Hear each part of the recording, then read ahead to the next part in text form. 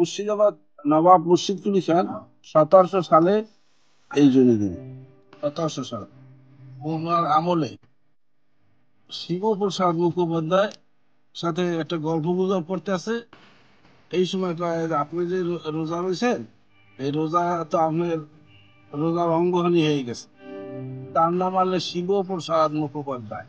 শিবপ্রসাদ মুখোপাধ্যায় এই কথাটা বলছে কেন? মুর্শিদকুলি খানের নবাবের। তারপর ওই রোজা দিন গেছে, রোজা করা আসে কি ঈদ। ঈদের দিন গরু জবাই করছে, গরুর মাংসের ঘ্রাণ পেয়েছে। তারপরে সে বলছে যে, আপনি যে যে আজকে ধুতি নাকে দিলেন, আপনি কি ঘ্রাণ পেয়েছেন? হ্যাঁ জি, আমি একটু ঘ্রাণ পেয়েছি। আপনি যদি ঘ্রাণ পেয়ে থাকেন, আপনি তো মুসলমান হয়ে গেছেন, অর্ধ মুসলমান হয়ে গেছেন। তাই তাই বাবা কইলো, না আমি মুসলমানই হয়ে গেল।